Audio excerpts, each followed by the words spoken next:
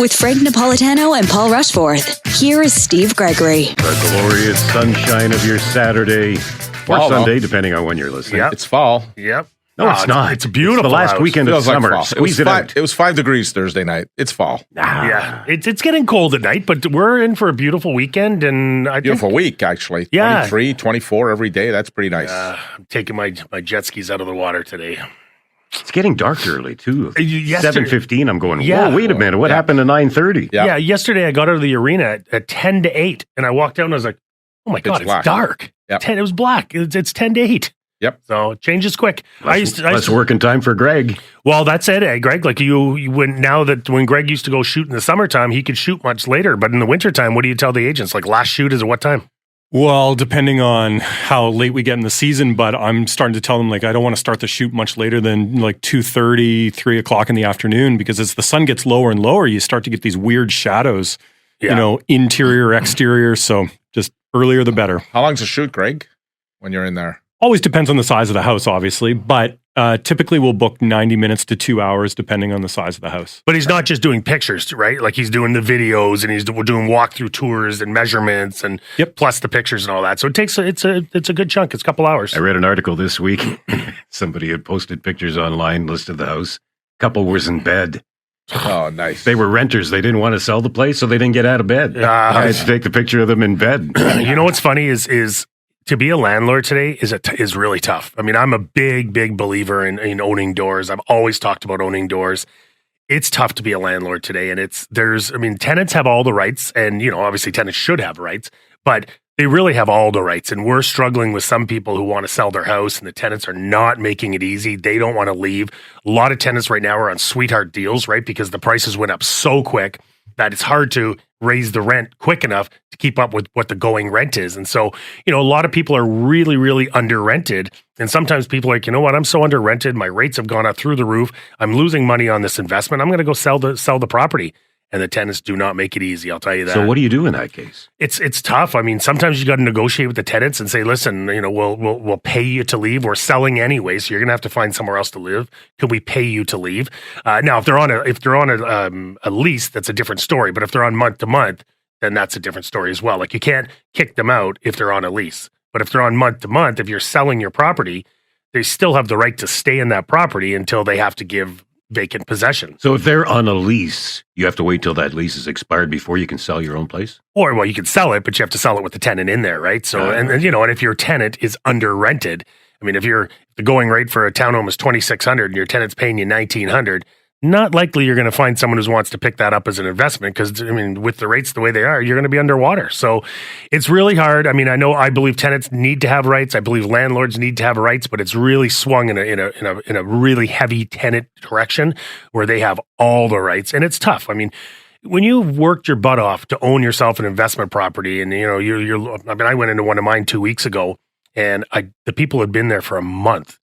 My floors were all scratched up. I didn't know they had a dog. The dog scratching at the door, jumping at the door. It looked disgusting, to be honest with you. And I just said to them, I'm like, guys, you know what? I work hard for my money to buy this property, to have a nice home for you guys. You guys need something. I always give it to you. And this is the way my townhome looks. Like, it's not right. And anyways, I'm off on a tangent on that, but that's a small percentage. To be fair, that's not the majority of renters. That's a small percentage of renters, and that's why you got to really do your research as to who you're renting to and try to get as much information. Listen, don't go by the references. And I kind of chuckle all the time. People say, "Yeah, I call the references." The references are their family and friends. They're not going to say anything bad about them. Yeah, who would include a bad reference on their own? You know the reference you need is their last landlord. Yes. Like, why are they leaving your last landlord's place? So that's one you need to call for sure. And credit rating, right? Well, credit check, I mean, you have to do a credit check. I'm a big believer. I don't care if you have to keep your place not rented for a month or two to find that perfect tenant. Finding that perfect tenant is worth its weight in gold, because if you don't get that perfect tenant and you get someone who, doesn't treat your house the way you want it to be treated, you can't get them out. Like, you just can't get them out. You just wait until they decide they want to move. Rent not cheap in Ottawa. Over $2,000 average now. It is. I mean, you talk about bachelor is $1,686 now for a bachelor. Yep. It's the rents have gone through the roof, And you know why?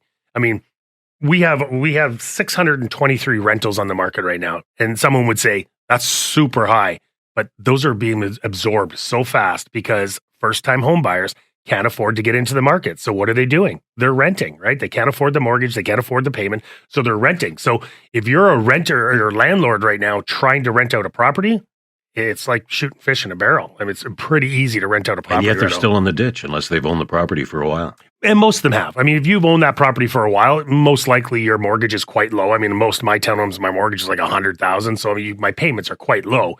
So, but if you've just bought it over the last few years and you're trying to rent it out, there's a very good chance, depending on what rate you're locked in at, there's a very good chance that you could be underwater on that rental, for sure. Speaking of locked into rates, they're talking about 70 to 90-year amortizations now some people are looking at.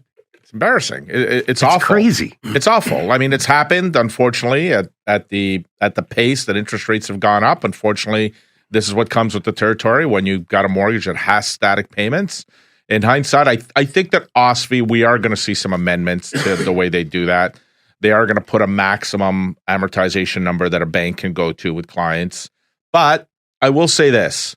It has allowed clients to remain in their homes. Most of these clients would have had to abandon those homes for now. So, a lot of those mortgages have renewals coming up over the next 18 to 36 months. And depending on where rates are at that time will determine whether those people will be able to remain in their homes because they may not be able to afford those homes. You might see people doubling up payments and things like that, trying to get that payment. They can barely make ends meet now. Yeah, that's why they left their payment static. Most people, they have a choice. You have a choice to go in and amend your payment. Most people aren't amending their payment because they can't afford to increase their payment. Not because they don't want to, because they can't afford to. They'd have to give up their home, and that's what they're afraid of doing. And the banks won't renegotiate, obviously.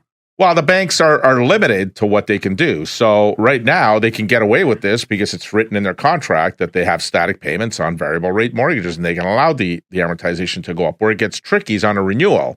Once the renewal comes up, that's where the bank has rules in place where they must now follow their registration period. So if a mortgage got registered for 25 years, 5 years later, it's down to 20 years. When they offer the renewal must be for a 20-year period. Otherwise, their registration expires. And that's when the customer is going to be blindsided and told, that payment you've been making $800 biweekly, well, it's $1,600 biweekly now to get you back up to 20-year amortization. That's going to be crippling. It's going to be absolutely crippling. And like you said, people are just being able to afford their payments now.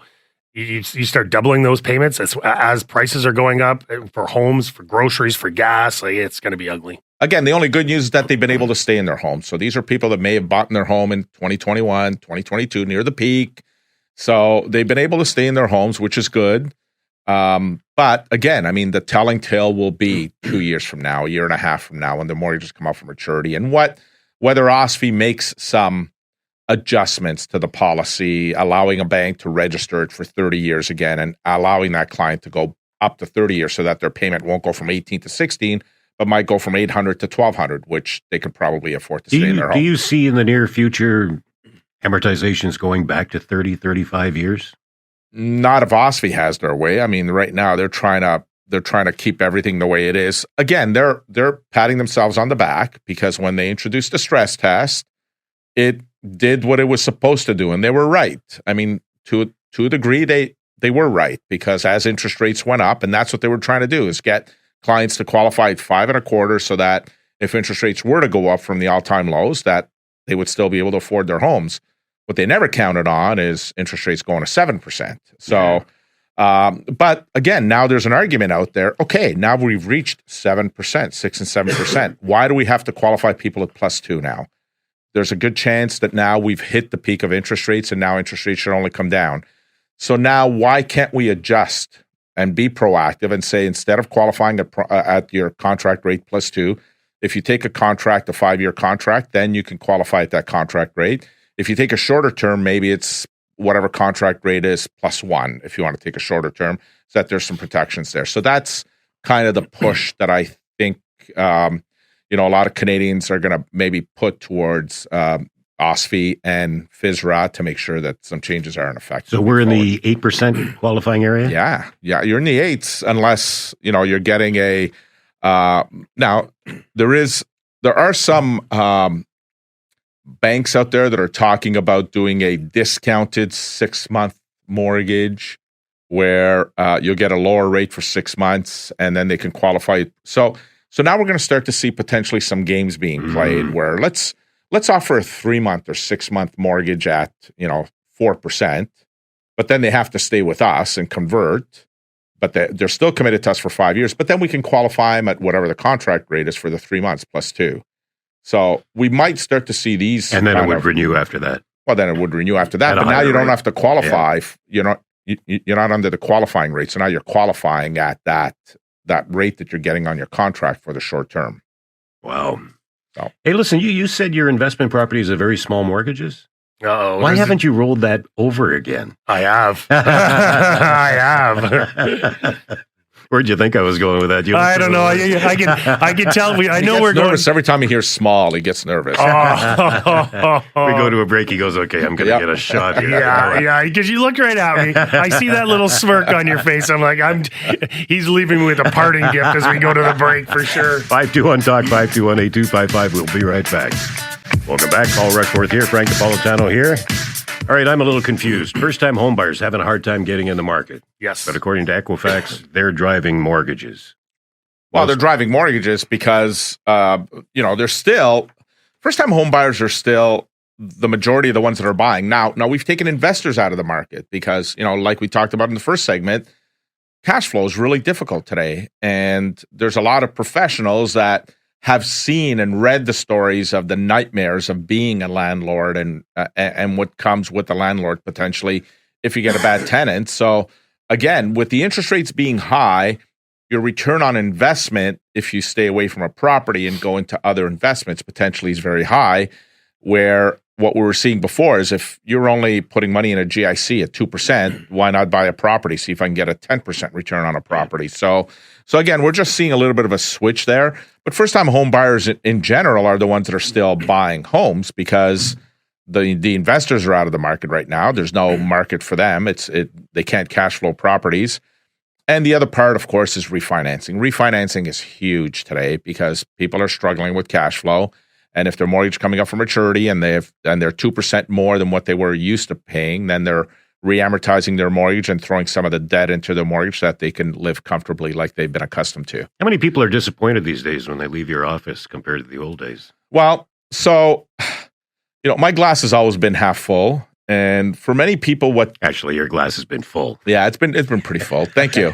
especially at breakfast time when I buy it. See, it took the second segment for it to come out. I was going to bring it out. I didn't get anything, by the way, but somehow he bought himself breakfast and brags about it. But anyway, no, most people that come in, they're disappointed at the rate, no question about it. But again, these are people that most of them have owned their home for longer than 5 years, but even the ones that bought 5 years ago that would have purchased a home for $450,000, today that same home is $650,000 to $700,000 in value. So we can focus on the negative part of it, which is now your mortgage, you're going to have to increase your amortization, or your payment's going to go up if you keep the same amortization because the rates have gone up. But it's okay to also pat yourself on the shoulder and say, hey, but I never imagined that 5 years ago that my house would be worth $700 today that I paid for $450. You still got a cash flow though. You still got a cash flow, but that's where the increased amortization comes in, where you can keep your cash flow relatively neutral. So if you got a house with a 25-year amortization 5 years ago, you can go back to 25 again? You can go to 30 if you want, really, because at this point you've built up more than, as long as your equity is more than 20%, you can go to a 30-year amortization. So that's what a lot of clients are doing. Now, they're doing it hesitantly. They don't want to. They'd love to stay at the 20 years, but they're also being realistic about the fact that the interest rates are higher. And I say to them, listen, this isn't for 20 years. If interest rates come back down on your next renewal, if you take a variable 2 years from now and the interest rates have come down and you decide to lock in and now the rates are back in the threes, we can lower your amortization. Once you convert it to a fixed mortgage at this point, you can go from the 30-year down to the 18 or 19 years again, based on the fact the interest rates are low, but you're only going to have to weather the storm while the interest rates stay high and just keep the amortization high just for a short period of time. So how does the math work out if you raise the amortization but also raise your payments when you can? Well, again, the payments, every extra payment you make goes towards the principal. And as a result of it, there's every subsequent payment, there's more going to principal and less going to interest, which in turn lowers the amortization. So I always say to clients, don't get so caught up on the amortization part of it. Let that number be what you're eligible to pay, what you're capable of paying and being comfortable. And then let the interest rates, as they start to come down, let that be your focus, and then increase the payments at that point to lower your amortization based on the fact that now you can make more payments, or you can keep the payment the same, but because the interest rate has come down, you've got more going to principal and less going to interest, if you're in a variable. With the rate hold, has the mood changed in the past week, Paul?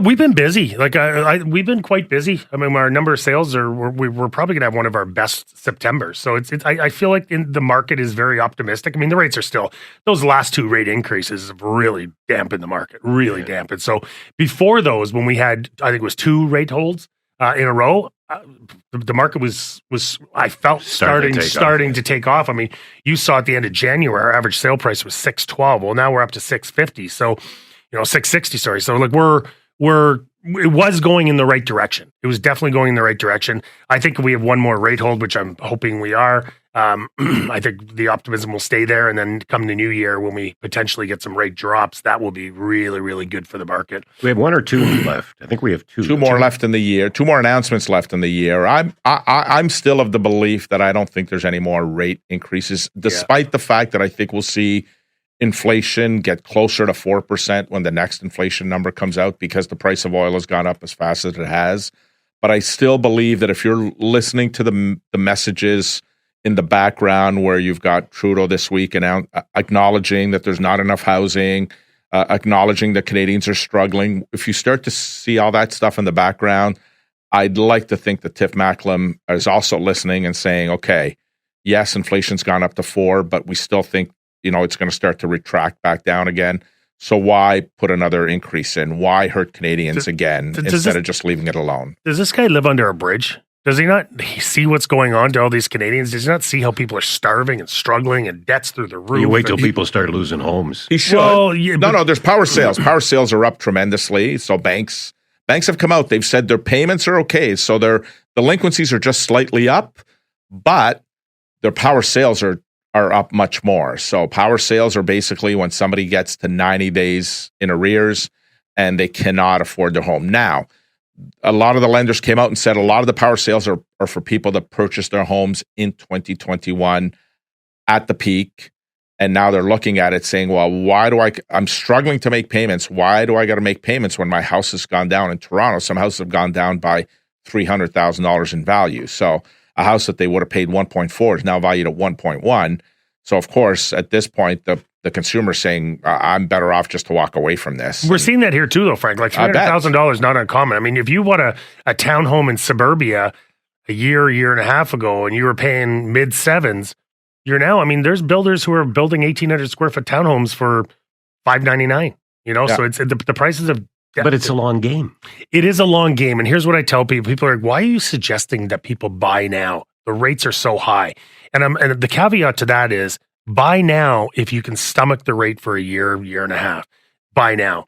Because the prices have come down. You can get, depending on where you're looking to buy, you can get a really nice product for way less than it was a year and a half ago. And the prices are, in my opinion, about to go back up high. And not high, but about to go back up. And I think if you can get in now, now's the time. You have to be able to stomach the rate for a year and a half. And if you can do that, you'll find that $589,000 townhome is now worth $700 in a year and a half from now. So, I would hate to see people, and I told a story, I know we got to go to break here, but I told a story about a couple who waited every year because it's going to go down. It's going to burst. It's going to burst. Then they ended up buying in February of 2022 when the market was at the highest peak. They paid $650,000 for a product we could have got it for $325 5 years earlier, that they didn't listen to us. And they just said, oh, it's coming down. It's coming down. It never came down. So don't be that person. That's why I don't understand why people would walk away, because unless they were planning on selling originally, they were planning on being there for another 5-10 years anyhow. Well, listen, if your house is upside down, which some people who bought in 2022, the early part of 2022, they're upside down. Their house is worth less than what they paid for it. Hold on, unless you have to sell, don't worry about it. It will rebound. And I tell the story every time. My West End office and my East End office, I overpaid for both of them. I knew I overpaid. People thought I was stupid to overpay. And now people think, whoa, you got a great diamond there. So don't divorce for another 3-4 years? Yeah, don't do that. You stay together. Stay together. Even if you're, miserable, just stay. 521-TALK, 521-8255. We'll be right back. Welcome back to the show. Mr. Napolitano, Mr. Rushforth. Yep. All right, is there any good news in our future? I'm tired of talking about rates and delinquencies, and actually mortgage delinquencies aren't up that much. It's the non-mortgage delinquencies that are up 26%. Again, I mean, and here I said I don't want to talk about it. Seriously, what do I do? What is that? Like, I'm looking down at my stats going, okay, where can I pull out some good news? And you go right into mortgage delinquencies. But let's be real. Like it's okay. Like our show's real, and at least we can say it the way it is, and we're not sugarcoating anything. I mean, the credit card debt is at an all-time high in Canada. Yeah. But Canada's not the only country. All countries are facing these challenges. So it's a world problem right now. European Union just raised their... They did. And my God, I mean, they're beside themselves. People in Europe are beside themselves. And they're not as high as we are they? They're not as high as we are, but they're beside themselves of what they're paying for oil and gas. Gas in Italy is like, it's $2.70 a liter. Yeah. It's bad here, but it's worse in some other countries. So I think we're lucky that we're actually in a place where our average sale price is still affordable. Like, it's not as if it's not as if we're in California where, I'm hobnobbing with a lot of these American realtors where their average sale price is like 2.1 million. I'm like, how does the average person, and what's their job force like? I could tell you, it's not crazy. Like, it's like if our average income for a household income is 116 or something like that here in Ottawa, is theirs 400? No. But California to me is like Toronto and Vancouver. I mean, they're anomalies. But you look at other places like I said, I had a client that wanted to buy a property and was looking at the numbers and then got offered a job in Atlanta, Georgia, and found a similar home that he was looking at paying $850 to $900 here for $425 there and making $25,000 US more. So chose to go down there. So again, there's other centers. Now, it's no different in Canada. We talk about Ottawa. Ottawa's probably top 6, top 7 expensive houses in Canada. We're not Toronto, we're not Vancouver, but there are other places. And with mobile working and people working from home, we've seen this big push towards the Maritimes. Now, the Maritime people aren't too happy either because then their kids are going to go up. Now, if you own a home, you're happy because now your house is worth more. But if you've got kids that are now graduating from university and are looking to buy a house, it's tougher for them to buy a house. So you do say you are true about the Maritimes and that. We have a lot of people who are moving out east right now, and mainly for affordability because they are working from home. It's a lot more affordable, just like during the pandemic when the prices were going through the roof. Well, Toronto was not affordable. So we had so many people from Toronto coming to Ottawa that even though our prices were crazy, to them, our prices were a joke. Like, to get a townhome for $750,000 is nothing because in Toronto that's 1.2 million, right? So we had a lot of people moving here, just like now we have a lot of people moving out east, and we're seeing quite a bit of it right now, especially with people being able to work from home. Easy fix, write off the interest. I totally agree with that. Not going to happen. It's not going to happen. It would be so nice, though. I mean, what a change in the market that would be. That's what they do in the States, right? You can write off the interest of your house, and that's. Maybe that's what got them into trouble too, right? Like, their laws are a little more lax. Higher, right? So people keep their mortgages higher so they can write off the interest. So that's not the Canadian way. The Canadian way is to buy a house and try to tackle your mortgage that it's gone in 20, 25, 30 years. Again, 60, 70 years now. Yeah. Well, that's just it. I mean, listen, there's a flaw in the system. The flaw in the system is you can buy a house with 5% down and you have to take a 25-year amortization.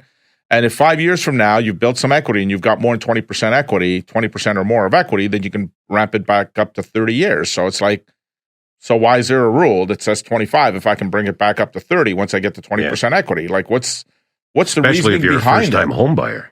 That's my opinion. Again, it's just, for me, if you're a first-time home buyer and you're in your 20s or 30s, what's wrong with having a 35 or 40-year amortization? What's wrong with that? You're going to get there anyway. If you really wanted to, you can get to 35 or 40 years. You can honestly always be in a mortgage with a 30-year amortization because no bank or lender can discriminate against age. So you could be 65 years old and say you want to refinance your home, and the bank will offer you a 30-year amortization. So now you have a mortgage until you're 95. But why not a 40-year amortization for first-time home buyers? Because once their salaries start to go up, they'll be able to pay down. It doesn't necessarily mean it's going to be a 40-year amortization. And once you're in the market, you're in the market, right? Exactly. So it would be great to get some of these young Canadians into the market, but right now, so what that you're 30 and at 40 years, it's 70 years. So what? I mean, there's nothing to stop them from going until they're 70 or 75 years with the mortgage anyway. It's not like. So there's no discrimination? No discrimination. So like someone like Steve could go in and get a mortgage. Well, yes. Let's not get carried away.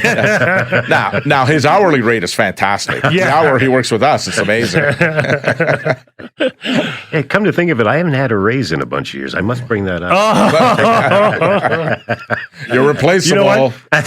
Steve, I am not replaceable. You are not replaceable. Not a chance. Steve, it all depends. We will give you a raise if you can go over to the place where you have breakfast and get them to bring down the prices, because I can't afford the raise because I'm constantly buying breakfast. Oh, God. Please. It's all right. I get my raise with my old age pension. Well, that's another thing, right? Pensions are another story. I mean, the pensions haven't gone up as much as cost of living has gone up. So again, this is where we have seniors that are struggling out there and are wondering whether they should keep their house or not. They're thrilled. Again, most seniors I talk to are thrilled at the value of their house. So it's not like it's all bad for them because, an elder person who's in their 60s or 70s or 80s, which includes you and me. What am I talking about here? Okay, 70s and 80s. You knew it was coming back at him. 70s and 80s, that have been in their home for many years. What they've seen in the last 3 years and 4 years on the value is absolutely amazing because it's offset at least the fact that, living in that house is a little bit tougher and more expensive, but at least they've got the equity to fall back on. And that's why we're seeing reverse mortgages with an uptick because, again, those seniors are thinking that they want to stay in their home. They'd love to remain there and not go anywhere else. So doing a reverse mortgage, as much as it's got some negative connotation to it because your mortgage balance goes up every month, it still allows you to stay in that home. What are our thoughts on taking the GST off rental properties for builders? So if they're building new rentals, so when you have to pay is that going to make the savings go to people? That's my question's always been. So now they're not paying the GST, but if they're going to charge the same amount for the units and they're pocketing the profit, well, you haven't helped anyone at that point. Well, they're built. The theory is they would build more. Well, hold on. You're talking about when they build a property. If you're buying it for a rental, no. This is what's being proposed by the government now. Okay. They haven't brought it in yet. The builders don't pay the GST. The builders wouldn't pay the GST if they're building rental property. Everything they're buying, so all the materials, they don't pay any GST on it. But as long as they pass that savings on, my fear is that, okay, they're not paying the GST, but they were going to build a house, they were going to charge $540. They're still charging $540, and they're not paying the GST. Well, so who's benefited from that? Yes, we're building more houses. I love that part of it, but not if it means that their profits go up as opposed to it being passed down to the consumer. That's the issue I have. But we got to build a lot of homes by 2030. 3.5 million. So they want to build 3.5 million more. But they want to build in 7 years what's taken them 30 years to do. Yeah, like at the rate we're at right now, they're going to do 2.3. Well, they got to add. They have to add 3.5 to that. No, it's not happening. It's not happening. I mean, listen, we've talked about builders. Oh my, you should see what's going on in the market right now. Oof. We're talking about builders, sorry to be preoccupied.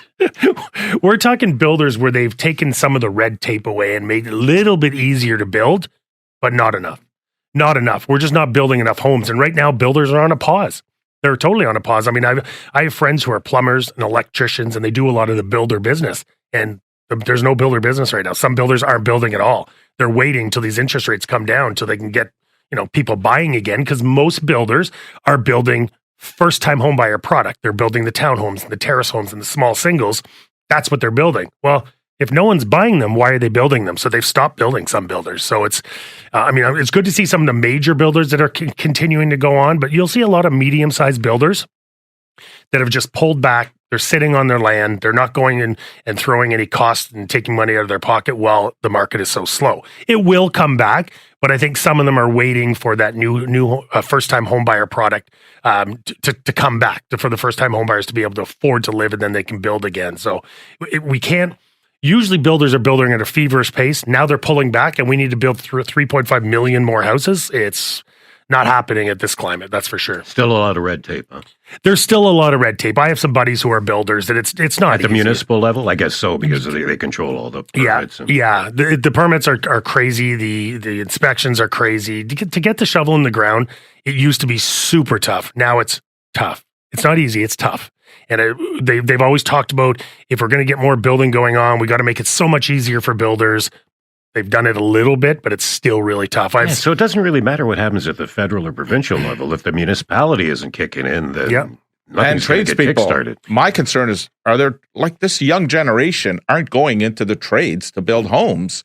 So is there even going to be enough people to build these homes that they're talking about? Because there's no incentives that I've seen where enticing kids that are in university to say, hey, take up a trade and we'll give you a break on your university debt. That's what they need to do. They need to be creative. It's time for us to be creative on building our workforce when it comes to tradespeople to build homes, when it comes to the healthcare system, when it comes to, well, teachers are paid well, but getting the right teachers in schools and getting schools to do the right thing. I'm policing. I mean, those are critical sections of our life, day-to-day life. And yet I find that the government, it's almost like they're trying to cut budgets in these elements as opposed to being a little bit more proactive and getting more people in there and doing it the right way. I agree with the trades, though. They need to start teaching more of that, getting more trades, because it's hard now. I was talking to a contractor the other day, owns a company, and he's telling me he can't get anyone to work. I can't get people to work. He goes, I offered this young 21-year-old $50 an hour to come work with me, and he turned me down. Said, no, I'm good. I'll stay home. Wow. You know what I mean? Like there's no one who wants to work anymore, and it's crazy. I went to a restaurant. I think I told you guys this last week.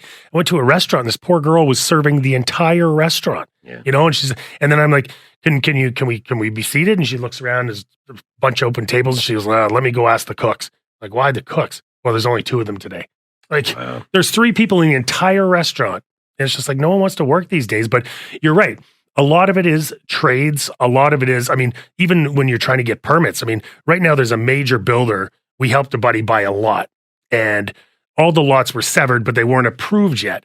And this is like 6 months later, they still haven't been approved. And the builder is like just telling them all the time, like, sorry, we have to extend it. We can't get anyone to approve it because no one's working anymore. Wow. So it's just, everything's delayed. Everything's slow. No one's working. And it's tough. It's really, really tough right now. But I agree with Frank. We can't get some of these contractors, framers, plumbers, electricians, and all that to get in and start building some of these homes. We're going to be in a lot of trouble. I'm so glad we had that optimistic segment. I feel much better. I'd like to say you started it though, Steve. Okay, so I promise next segment's going to be awesome. 521-TALK, 521-8255. We will be right back. Going back to the show. All right. Steve, don't start negative. All right, start Mr. positive. Optimistic. Okay, yes, let's go. All right. So if you want to get a house and you want to be in before Christmas. Yes. You got to get a move on now. We're mid-September already. I don't know how this is happening. We're in the last weekend of summer, but we're mid-September already. So this week, average house closes takes what, 2-3 months? Your most common closing is anywhere between 60 to 120 days. So 2 months to 4 months. If you want to get in before Christmas, you're looking now. You could potentially even be a little bit late, but you want to start looking now. The good news is we're starting to see listings hit the market. Last week, I always checked the numbers by week, and it shows over the last 5 years what happened by week. And this week, we had a massive increase in number of listings that hit the market. There was. Is that partly because rates held? Do you think? I think so, but also more motivated now. But also keep in mind, August is the biggest vacation month, right? Like July, people are sort of setting everything up and this and that. And August is like, oh, crapola, we need to get out of here and have a vacation because kids are going back to school in 3 weeks or 2 weeks, whatever it is. So August is usually a little bit slow. Then we have the French kids go back to school. Then the English kids go back to school. So there's a good 2, 3, 4 week period of just nothing really going on. And now everyone's back to school. And then the shift focus is now real estate. So we usually see the market starts to dip in July and August and then it go back up in September and October, which is exactly what we're seeing. So there's a little more inventory in the market. There's almost 4,300 homes on the market right now, which is the highest we've been all year. So there is a little more selection. Prices are a little bit more competitive. There's lots of new building going on in different places. Not enough, but there is lots of new home building. I was on your website today. Some of the price is pretty attractive now. Yeah, we do have some good looking listings and some reasonably priced listings. Sort of the days of the $1 million plus homes in suburbia has kind of come down a little bit. Like I remember I used to do a search and I'd look in, let's say, some area in suburbia, almost every single family home was over $1 million. Yeah. Now it's like, if there's 30 homes or 30 comparables, 7 of them might be in the $1 million range. So we're seeing prices have come down, which is good news for buyers. People who were sitting on the fence, they thought it was too crazy. We have seen some drops in prices. I mean, keep in mind, our average sale price is at $659,000. We started the year at $691,000. But in April last year, we were at $739,000. So we've seen a decrease in prices. It allows people to get into the market a little bit more affordable. That's why I say if you can stomach the rates, it's a very good time right now. Does that decrease in price offset the interest rate rises? Not to most people. I mean, most people were struggling back then too. Dollar for dollar, though, would it be close? It's close. It's close, but it still doesn't appease people when you're looking. But Paul's comment is, townhouses are now down to $599,000, $600,000. So if you're a first-time home buyer, generally speaking, most first-time home buyers are buying with 5 or 10% down. If you're buying with 5% down, you're still looking at a mortgage payment monthly of $3,500, not counting taxes.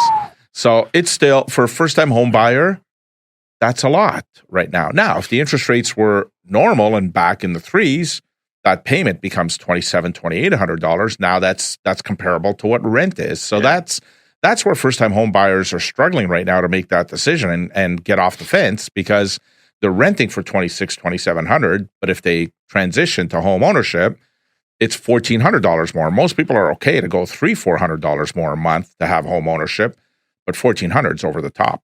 The spread has definitely got much bigger. I mean, the rental rates used to be reasonable. I mean, you could rent for $1,500 for a nice townhome. Now a nice townhome, I mean, you're looking at, low end 24, 25, but some are 26, 27, 2,800. Yeah, average is 28 now for 3-bedroom. 3-bedroom, yeah, average is 28. So it's getting expensive to rent, and it's getting expensive to buy as well. My worry is the people that are renting, because the rents are so expensive, do you ever get out of that rental rat race? You know what I mean? Like, it's hard to save. It's hard. It's so hard to save when you're paying, let's say, $2,600, $2,700 a month, plus your utilities, which are out of control too, plus your groceries, plus. It's hard. You could be upwards of $4,000 a month, and how do you get out of that and get into home ownership? How do you save your down payment? It's really hard. Will we see rent to own come back? I don't think it was ever there. It was never there at one point, and it's too much uncertainty in the market that I don't think it'll ever be a thing. Well, it'll be a thing, but nothing major. It's too expensive for people to do it. I know I've had people reach out to me, and I always say, read the contract and see whether it's worthwhile or not. If they're going to charge you, they're already struggling paying $2,600 in rent. What a rent to own is, they elevate your rent and they put that extra money aside and use it as the down payment for you to buy that home later on. If the rent stayed neutral and they gave that back to you, then that's okay. But that's not the way the rent to own works. The rent to own works, your rent's $2,600, give me $3,600 a month, and we'll do a rent to own later on. Well, at $3,600 a month, you might as well buy it now, because that's what it's going to cost you. So it's tough. Birthdays, a couple. A few of them, actually. Anna Sousa celebrating a milestone birthday. Family friends Marco and Sylvia DiNardo, brother or sister, celebrating their birthdays. And our commercial specialist, Brent Babcock, who's out in the Belleville area but works our commercial mortgages here in Ottawa and all of Ontario and Canada, actually, celebrating his birthday. So happy birthday to Brent. We'll have to have him on the show one day. You know what? In 16 years, I've never heard an O'Reilly. No. Babcock. No. That's pretty close. Not the Babcock that got in trouble this week. No, this is Brent. Not the Babcock that's about to get fired. Uh-huh. Yeah. I have a couple. Actually, I brought my list today, and I missed a few. So Bridget Dompierre, one of my super agents, celebrated 5 years with the company last week. Mike Machargo, who we all know, is celebrated his birthday last week. Susan, who's my closing coordinator, she has a birthday tomorrow, actually. And also James, one of my top agents, on Sunday. It's his birthday, so happy birthday. Look at this guy prepared, huh? Yeah. Somebody did that for him. He doesn't know last names, but other than that. I know last names of my people. Have a great week, folks. Have a great week. Have a great week, Continue everybody. to support local businesses and charities.